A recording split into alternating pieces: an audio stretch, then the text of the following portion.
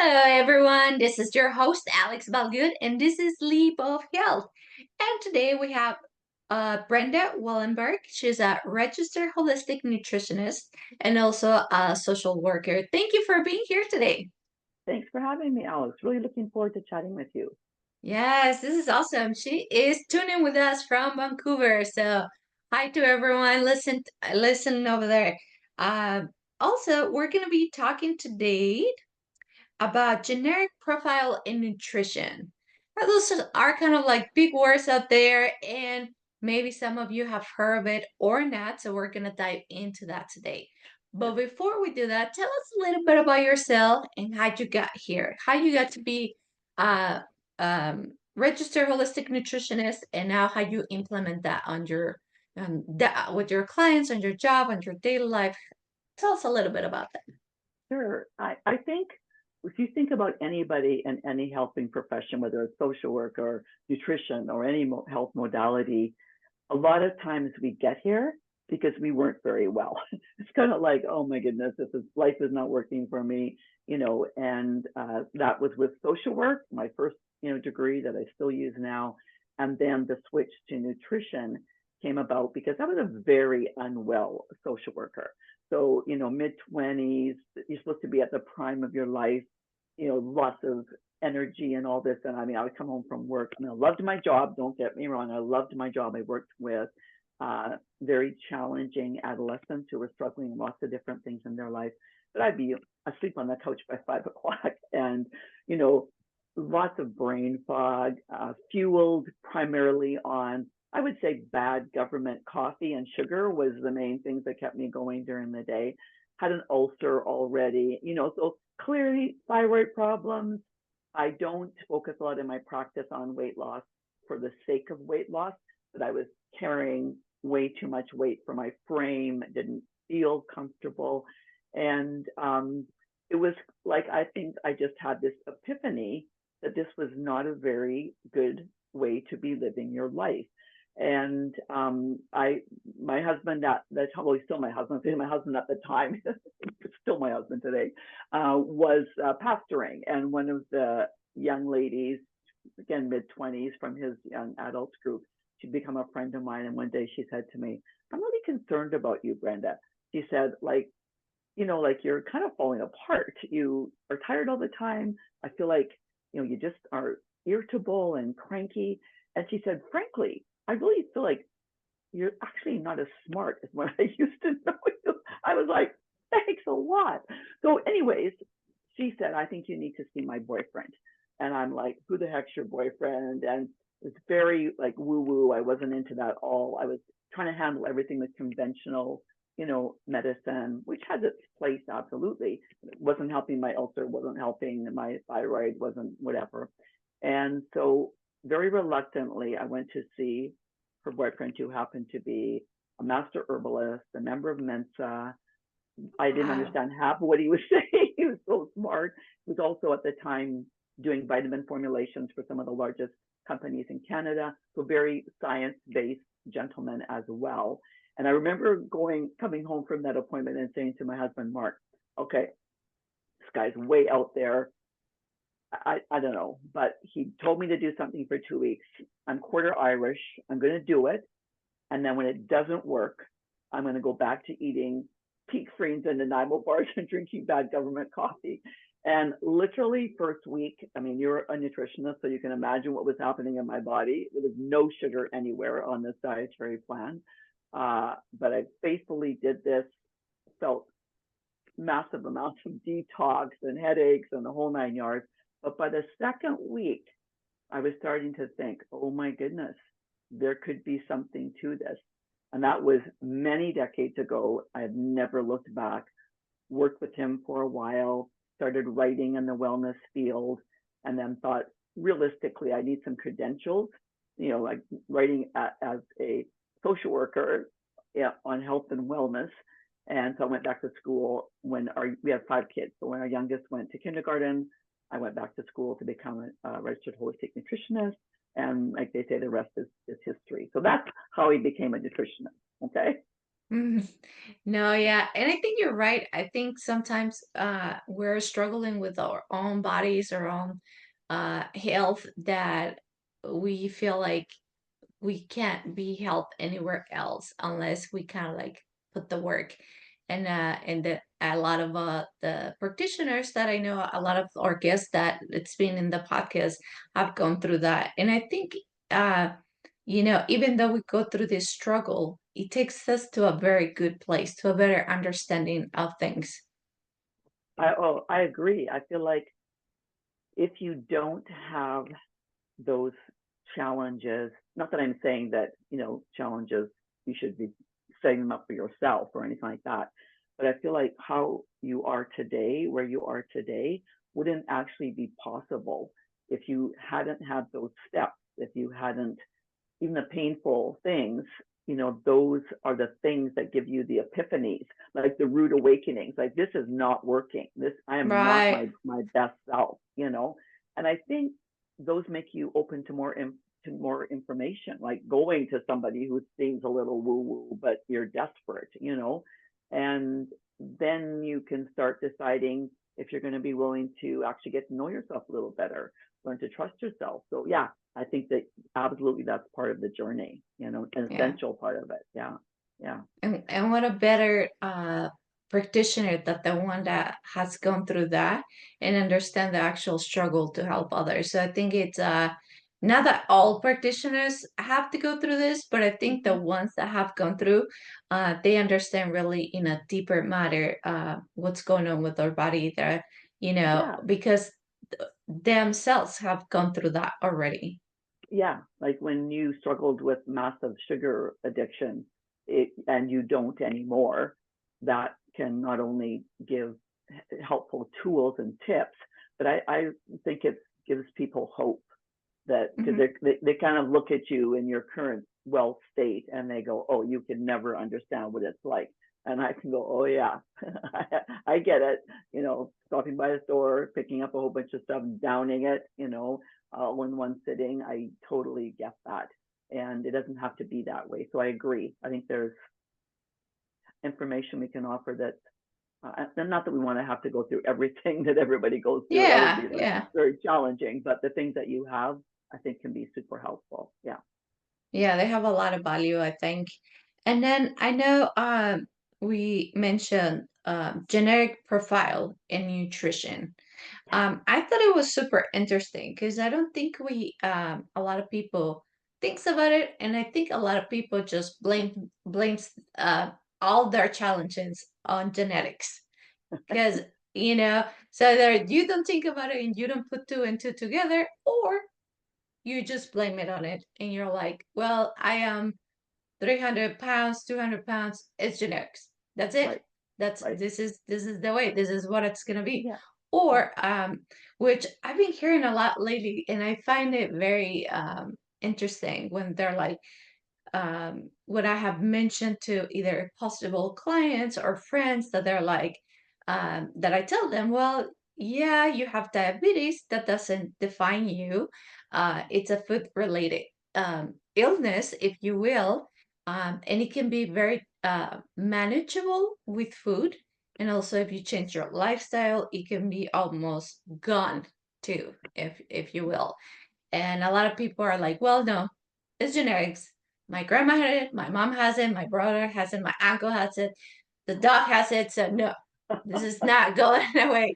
So, I, that mindset, it's kind of like, to me, it's like crazy because it's like, but why? Why do you really settle to be like, well, I'm gonna be a diabetic or I'm gonna have heart problems?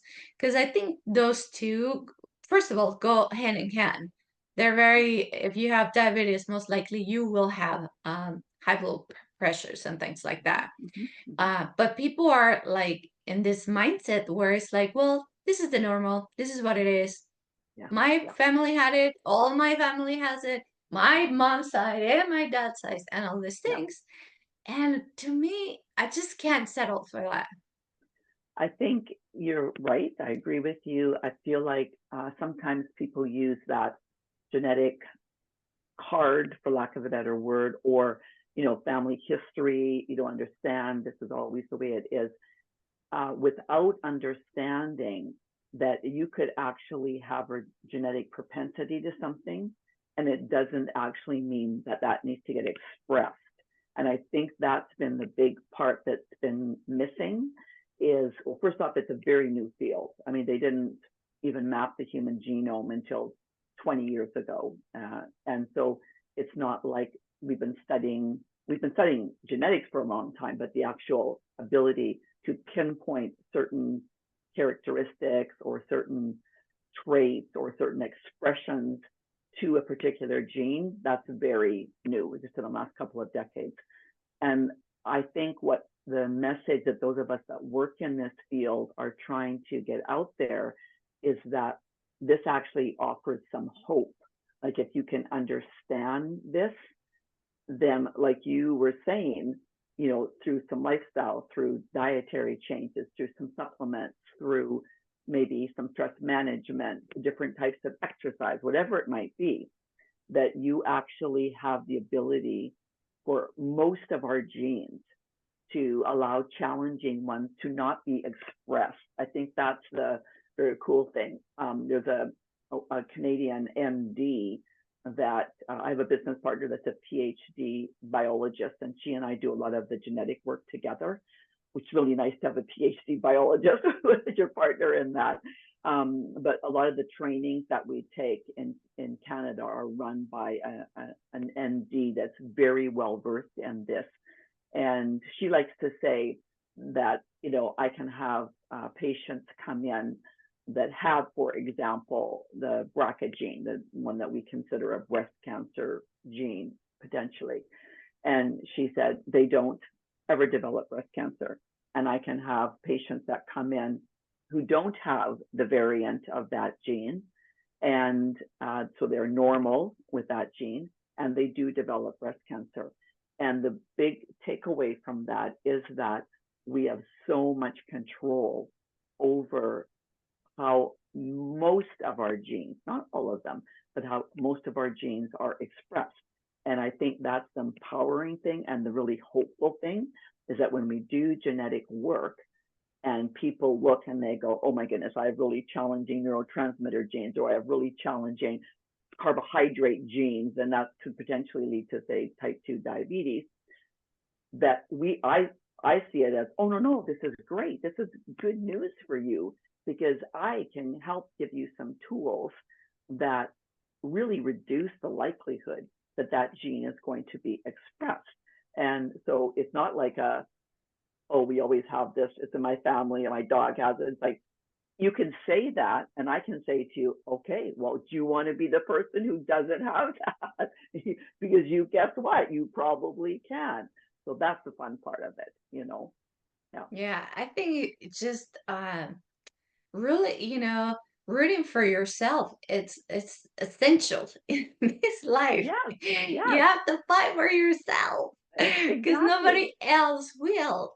But Yeah, if you settle for this nonsense of like, well, my family has it, my mom, dad, grandparents, everybody, then you fall into this hole where there's no, it doesn't matter what everybody can do for you, or the tools that you can use to help yourself, they don't matter anymore, because now you are putting yourself in a position where that's who you are. That's what it's yeah, going to be.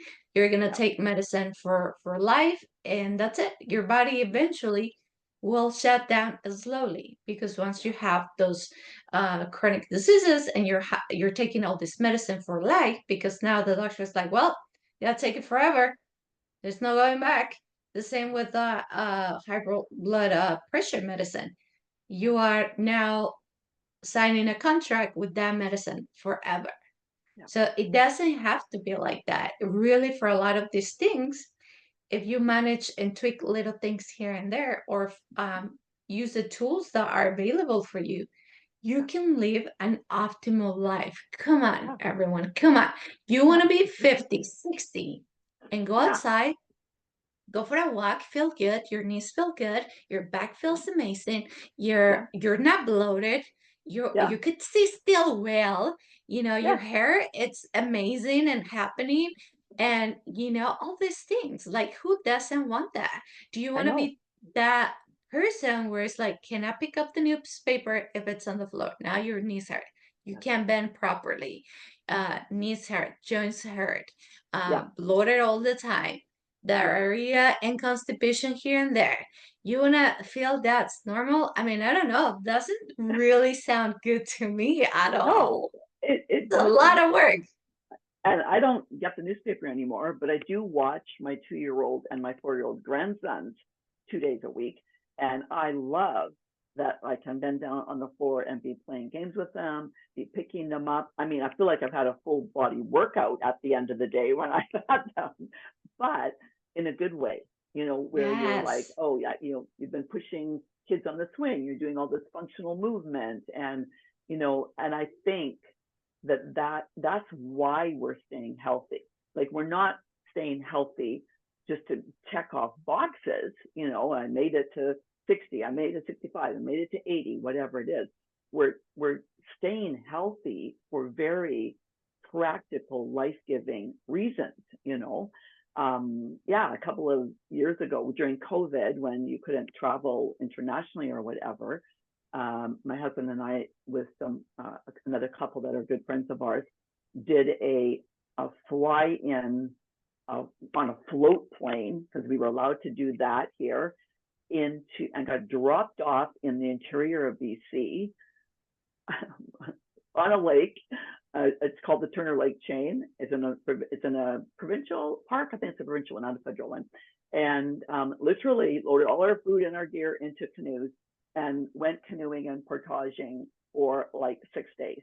In the whole 6 days, we saw one other party of people the whole time. It was absolutely stunning. It was like, my husband jokes at me. He says, man, he says, you get out in that, it's like your cells vibrate with all of the beauty, and we were in the mountains and the stars and whatever. But I think the biggest thing of that was that, I mean, we were both, this is going to date me, but 65 at the time.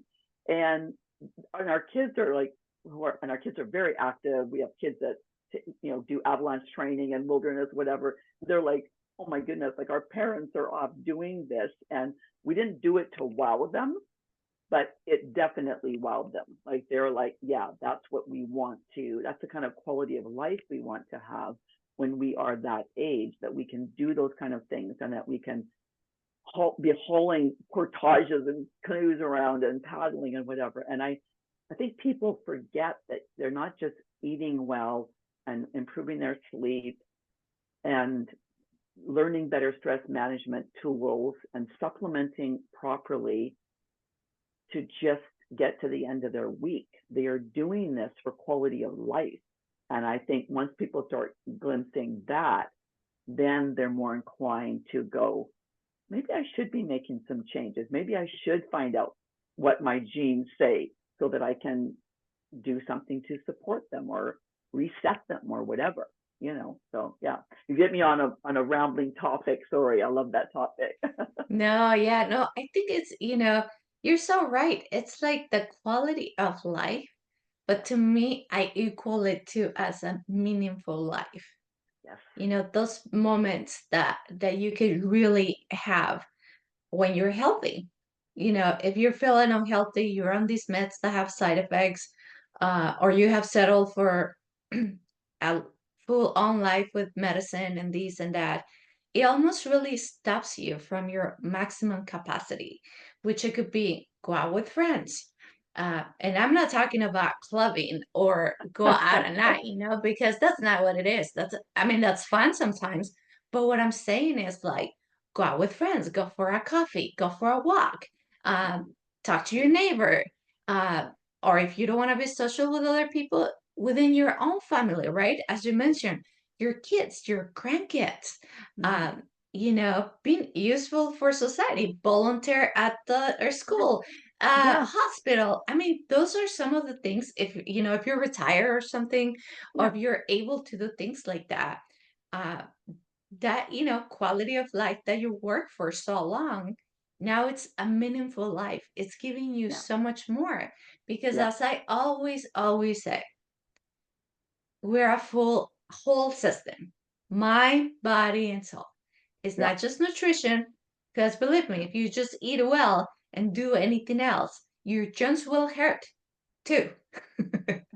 You need movement, you need water, you need other things, right? Yeah. Yeah. So remember, you're a whole system. Yeah. Exactly. And I think that that's the other part that I love about epigenetics is because it looks at the interactions between you and your environment. Like you're not an isolated being of just cells that are helping you digest your food. You are someone who is interacting on a social way with other people, who is getting their dopamine production, for example, through hopefully stimulating conversations with other people and not, addictive tendencies that are harmful to them. There are, you mentioned soul, like there are aspects of this. My husband and I co-pastored for a couple of decades as well. And you are looking at the meaning of life. How are you connected to other people?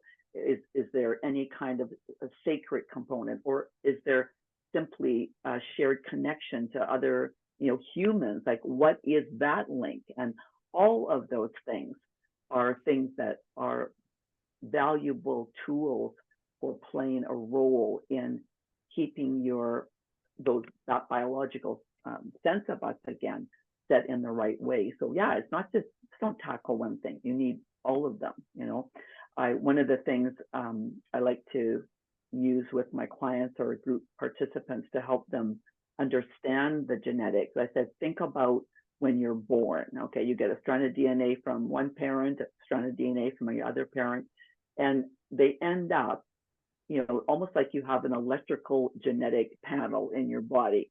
Think about your electrical panel in your house, and you've got all these switches. And when you're born, the switches are various ways, and some of the switches are in challenging ways, like you don't make enough serotonin, or you don't convert vitamin D on your skin very well, things like that.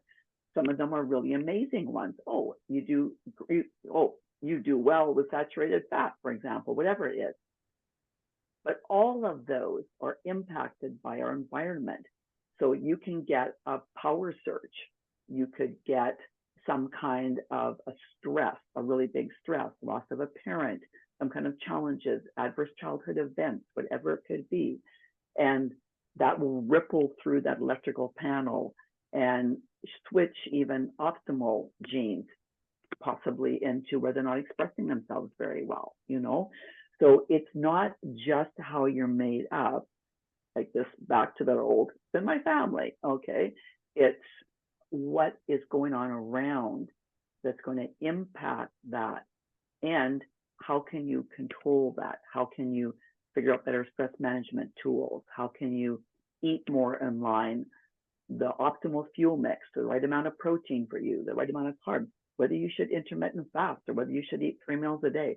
All of those things are dictated by genetics. And if you actually nail them and understand them, your ability to withstand those power surges, the stress, you flip an ankle playing soccer and you've got inflammation. Those are things that can negatively impact our genes. But now you know it.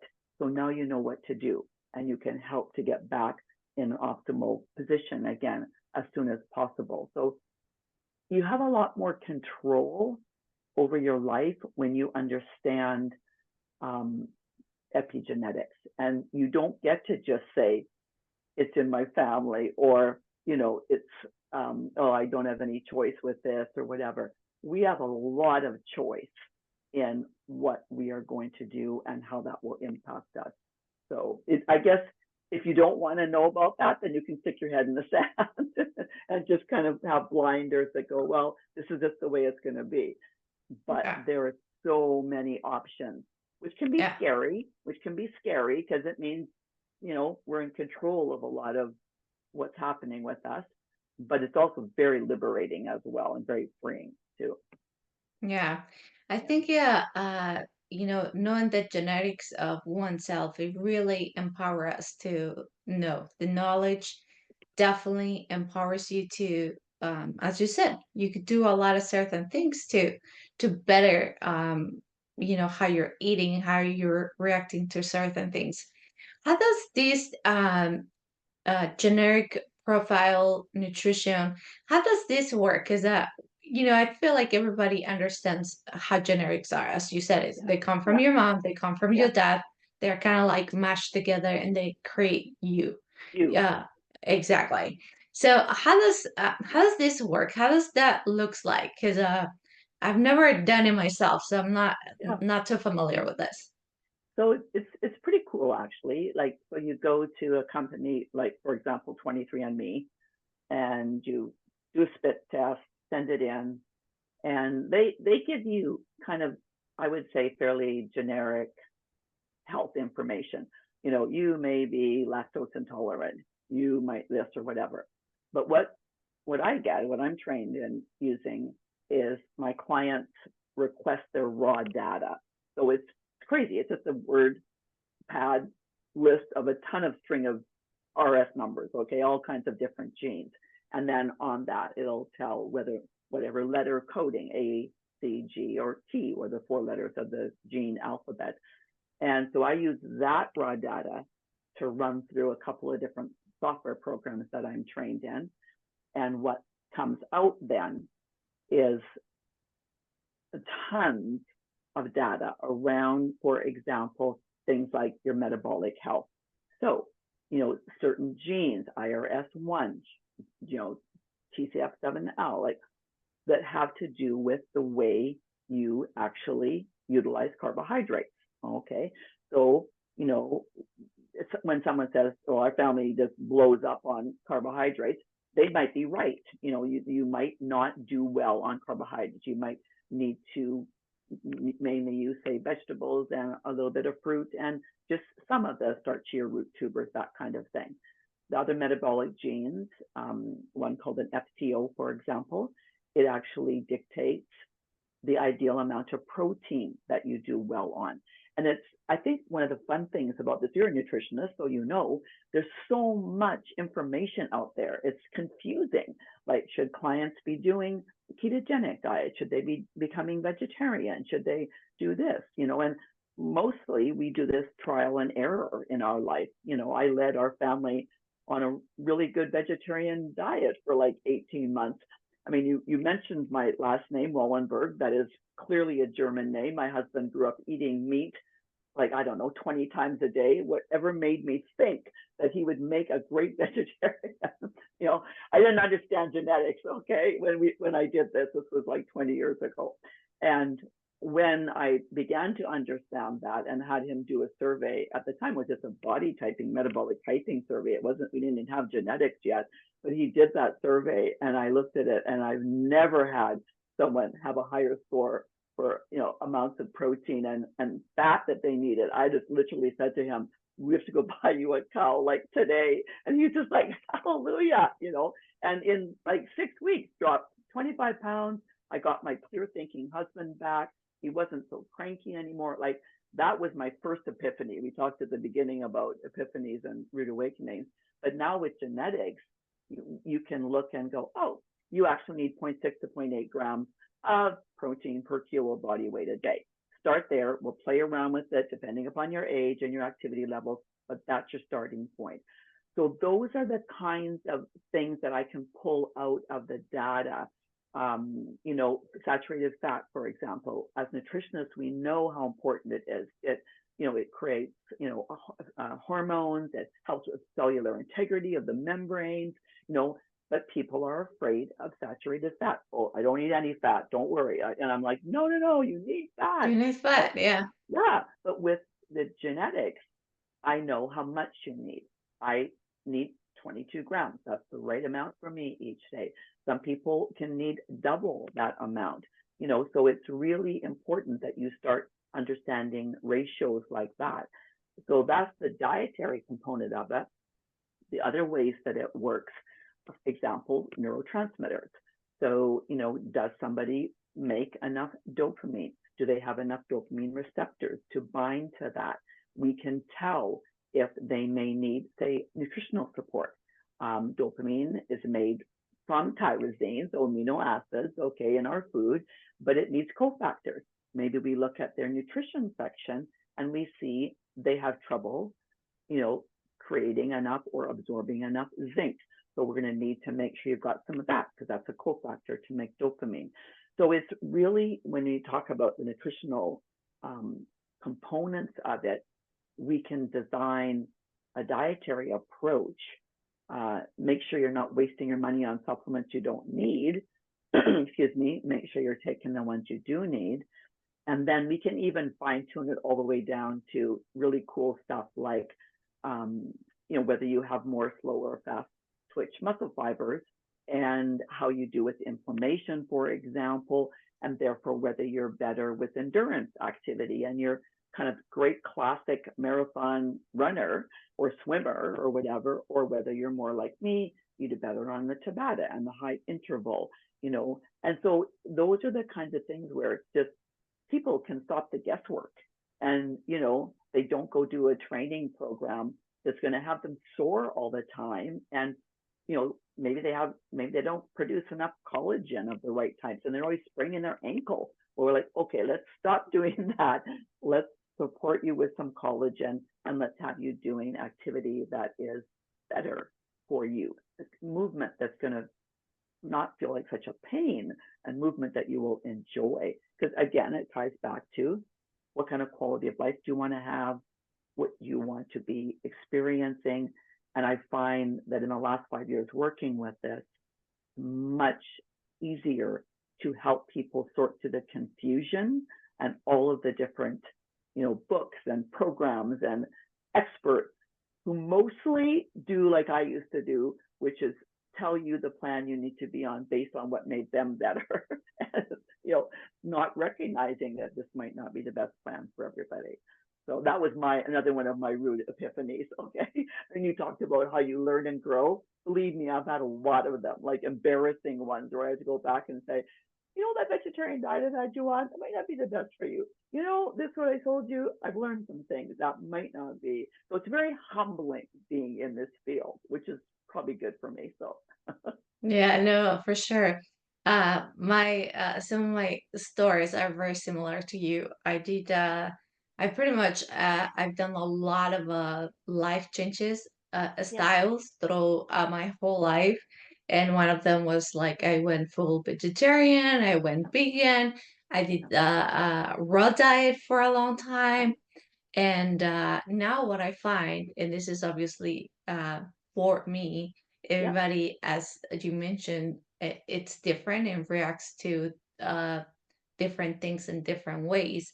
yeah, But what I found within me is that balancing things, it's always a win. At least for my body, I feel a lot better now. I could do meats and vegetables and fruits yeah, and cook and raw and this and that. But finding that nice balance, that's what it made me feel good, yeah, right? So I exactly.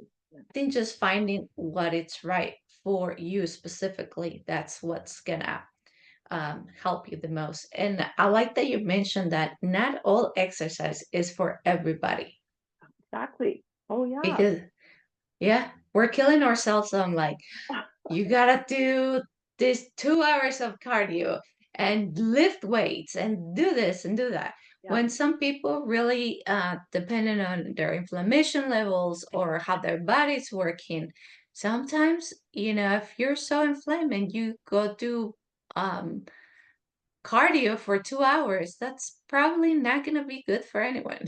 no, no, exactly. And that's the cool thing is that you can actually see that and go, that is going to set off this particular mechanism in your body. Everything from the way your sodium potassium pump works to how easily, as a nutritionist, you probably, I'm imagining, do some work around detoxification. We go to how quickly you can clear lactic acid. You have poor phase 2 detoxification genes. So let's not try to do this because it's going to overwhelm that. So yeah, there's just because your friend is doing, I don't know, hard 75 or something. I had some questions about whether maybe anybody should be doing that, but there probably are some people that that's good for. But just because your buddy is doing something does not mean that that is going to be the best thing for you. Yes. A lot of different programs will do the plyometrics where you'll go from a standing start on the ground and jump up on blocks or whatever. Some people have the ability to do that. Other people, that is just an injury waiting to happen. And so, we will look at, do you like biking? How about swimming laps? Do you enjoy just hiking or walking? Like, what kinds of things I bring you joy and don't bring you fear that you're going to hurt yourself or be so sore for the next 3 days that you don't want to exercise again. So, yeah, I think a lot of it is coming to our bodies gently and carefully, learning to understand what our body is saying to us and then to trust it. Because a lot of us don't trust our bodies. We'll feel a twinge, but we'll go, no, I should be able to do this because my friend is doing this. So it's about understanding, listening, and then starting to trust that we're getting good messages from our body that we can actually pay attention to. Yes, for sure. And then going back to the testing, Mhm. uh, do you test them once and then test them again? How do or generic uh, test? Is it So, stay the same, or as you test them once and they yeah, do whatever changes and you test them again? How yeah. does this work? Because So, also it's a big question with generics. Does our generics changes? Some written articles, medical articles said like, yes, now we know generic changes, but some of them are like, no, maybe they don't.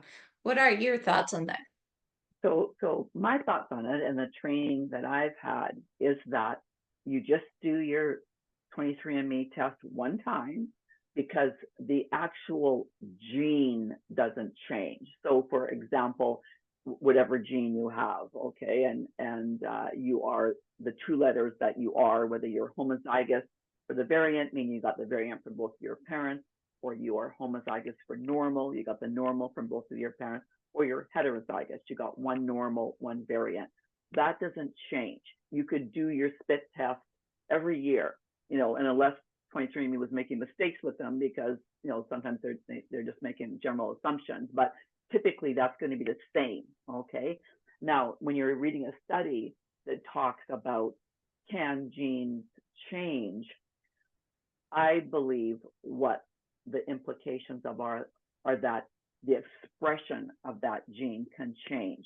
So, say I have a variant, say I'm homozygous for a variant, whatever it might be. I've got the more challenging coding of that. Um, what it seems like, and I'm not a biologist, you can ask Alicia, my partner, on later and chat with her, but what it seems that happens is that it's almost like on that little strand of DNA, when you are eating the way you should be and you're getting enough sleep and you're supplementing properly and you're doing your meditation and your centered prayer and stuff like that, that challenging genes, say that BRCA breast cancer gene, it's like a little sheet almost gets pulled over that little strip of DNA, that little section, so that it can't be expressed. So that's where I think we have a lot of room for play and for is that we can, our genes that are homozygous for normal, that's usually the best one. Some of them it's not, but just usually it's best to be, a lot of normal genes. We can allow those to be expressed. So we're not doing all the stress, we're not having all the inflammation. So that gene is actually nicely expressing the way it's supposed to. It's producing the right amount of vitamin D, and we're converting our walnuts and our flaxseed to the omega-3s like we're supposed to. So that's all working tickety-boo. And the ones that are challenging, the ones that say are pro-inflammatory or are impacting our estrogen, the type of estrogen that's being, the types of estrogen that our estrogen is being converted to, for example, if those are more challenging, then they are lying more dormant. They're not expressing. So that's my understanding. as a university, biology person, anatomy, physiology, nutrition person, but not a PhD biologist. Okay. Right. And so, yeah, I think it's both and that they don't change in some ways. The actual genetic coding, to my knowledge, doesn't change, my understanding so far, but the expression, we have a lot of control over what gets expressed and what doesn't get expressed. And that's the power of the epigenetics. Yeah. And that's pretty much what we need to know, that Yeah, if our good genes are working properly, and whatever the abnormals, or however you call them, if we yeah, can control them not to express themselves, that's pretty much all that we need to live an optimal life. That's good yeah, enough information to make a lot of changes yeah, within oneself for optimal health. And then I wanted you to explain briefly, because I know what epigenetics are, and I think people hears about it all the time, and yeah, especially social media, it's just so big in all this information. But can you explain a little bit epigenetics and yeah. why are so important? Why are we talking about them? Okay. So, and I read this explanation somewhere and it made so much sense to me. So, epigenetics. Genetics obviously are internal DNA, but epi, and I'm trying to remember, I think it was the word was coming from the Latin, and it was to mean above. So it means that it we have a higher ability to impact the genetics through our environment. And so environment meaning obviously the things going on around us, how we're handling stress, are we moving, etc. But also even the internal environment, because as digestion's super important. The foods that we take in are super important. So it's really just saying epigenetics is the ability that we have to influence our genetics by the environmental choices that we make. So is that a good explanation? Yeah, that's clear? Yes, Okay. yes. And also I would like to add also to the environment that we live in. Because Yes. sometimes we don't expose ourselves to things, but they're already there. And we mean like, air contaminated, water contaminated, the Yeah. place that you might be living in maybe has mold and you didn't know. Things Yeah. like that can really affect how your body is working pretty much. Yeah. And I put my social work hat on for a minute. There's a lot of research being done into the impact of, for example, adverse childhood events. So, divorce, trauma of some type happening as we're children, and the impact of that environment. So you've talked the pesticides and the herbicides and the water pollution and all that kind of thing, but emotionally, that can have those events can have impact on our genetics as well. And again, that's where it's really interesting to see the impact that cognitive behavioral therapy or modalities like EMDR or internal family systems therapy, for example, can have some significant impact on genetic expression as we do the trauma work that's important there. One other thing to do with that expression is, so there is a particular gene, FKBP5, that has to do with your hypothalamus pituitary adrenal axis, so the HPA axis. And that I'm going to explain this very rudimentarily, but if you kind of see them in a row, hypothalamus drips down messages and hormones to tell the pituitary gland to drip down messages and hormones to the adrenal glands, and we have cortisol production. So very important, should be high when we first get up in the morning to have energy and motivation and all of that, but it should drop during the day to allow us to easily fall asleep at night, unless we're confronted with a saber-toothed tiger or something and we need a big batch of it again. But when this FKBP gene is problematic, FKBP5 gene, which mine is homozygous for variant, so red traffic light, pay attention. it interferes with the negative feedback mechanism.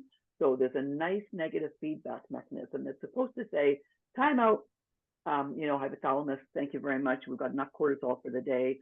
Can you please shut down production? We're good to go. That gene impairs the negative feedback loop so that the message isn't Never sent or gets doesn't there. get through. It's kind of like the hypothalamus is going, I'm not listening, And so when you have that gene, if you know you have that gene, all of a sudden, and when I found this out years ago, it was like, that's why all of my work, all of my, therapy, all of my tools that I have, my breathing, all of the things that I do to get myself in a rest and recuperative parasympathetic state, I feel like I just sneeze and I'm back in like sympathetic again. And it's just like you can feel the adrenaline coming in and like that was like another massive epiphany. I was like, okay, that makes so much sense. Then I learned the one thing that can help reset that, because that's the other thing when you ask me about epigenetics. I typically have my clients or group participants on an 8-week protocol, because roughly 8 weeks of following up your right dietary plan, doing the right types of exercise, doing the right kinds of mindfulness, improving your sleep, that is the amount of time that it seems to be showing we need to reset those genes or to have the challenging ones not be expressed. So I did a certain prep protocol, I did a certain supplement, and my genes were so challenging in that area, I actually had to do them for like 20 weeks instead of 8 weeks, okay? But it's like night and day to where now I can more easily move into that rest and recuperative state. I don't get flung back into hypervigilant mode at the drop of a hat. And let me tell you, I know, did I wish I knew that like 40 years ago? Absolutely. But I'm always happy to get something like that, another level of wellness. And for my clients that get easily stuck there, it's in the words of one of the, actually she was a podcast interviewer that did some work with me, and she just said, that one, Brenda, that's a game changer. When I found that out, that changed my life. So those are the fun epiphanies that you get to have when you work in epigenetics. So yeah. No, it's great because I mean it's just basic. The more you know, the better you can like tackle things. Because if you already Absolutely. know, you need more protein and you're a vegetarian, Yeah. I mean, that's a huge information that can Yeah. really make or break the next 30 years and how you live. Uh, Exactly. Yeah. I mean, it's so huge. It's so important. Um, I know you're in Canada, but does this type of testing uh, are covered by the government, or does this covered by insurance, or is this something that people, if they need it, they will probably maybe have to save some money to get this test done? How do people do these things? So the 23andMe test is, I just tell my clients, keep an eye on their website because they regularly have sales. Like the test that I can get the most data from is their ancestry and health one.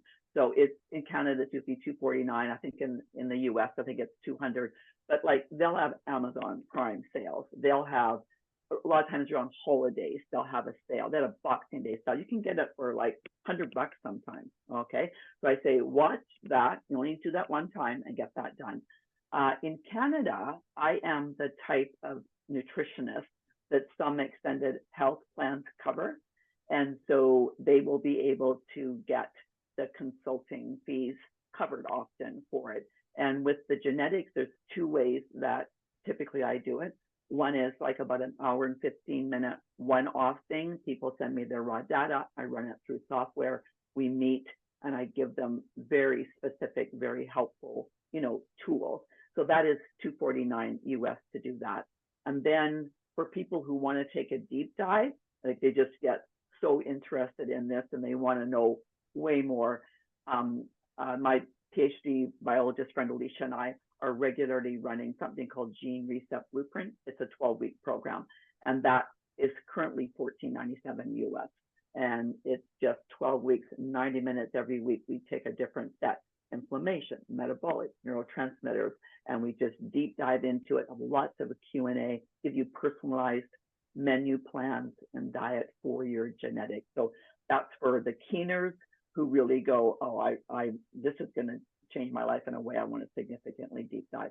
So in the US, I would expect that my designation might not be covered, but some people have kind of a slush fund that they can use for wellness stuff. And so often they can get parts of it at least covered through that.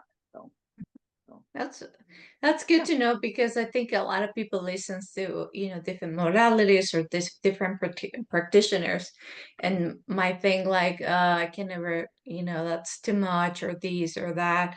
But I think, you know, even doing the test and do the lower price section, I yes, think, yes, it will give them a lot of information. And and as I said, it goes to priorities. Do you want to pay Netflix for 2 months, or do you want your test and see what's going on yes, yes, with your body? So just, put it in perspective. Maybe you can quit the Starbucks for a month and get your certain test to see what's going on in your body, if you really think like this might be a good thing for you. So yes, there's different things that you can do, and you could do the small one and just see what's up and get some tools, or really, if you're like me, dive in all in and see everything about the DNA, right? But yes, we're all different. We're all also financially differently too. So just exactly. take it one day at a time. If you think this is for you, just, why not? Yes, Why not yes. cut up on certain things? And like you said, everyone's in financially different places. And like on my website, I do have free resources, free infographic, a little free self-check survey that people can do to see whether or not they might even be interested in doing more epigenetics work. The book I wrote last year is a gentle start to epigenetic work. It's like $4.97.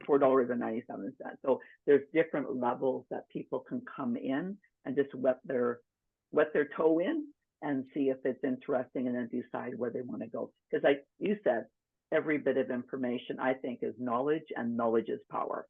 So it gives you a little more that you can work with, a few more tools to play around with, and that's always helpful. Yeah, Yeah, little things can make a huge difference yeah, in one's life, for sure. agree. And I mean, we have talked about a little bit of all this information. Is there anything else you would like to tell us before we leave? I just the last thing would be, excuse me, just that one of my favorite things about the last 5 years has been able to offer very specific hope, because I think it's very confusing today trying to get well. And people spend a lot of money, a lot of energy, a lot of frustration. Excuse me. You and I have both been talking a lot today. Excuse me. And I think I just want people to be encouraged to not give up. Like, continue to try, no matter where you are on the wellness journey. There can always be a little glimmer of hope that something can be changed and shifted, and that things can be different. And that whole body, mind, spirit thing that you talked about.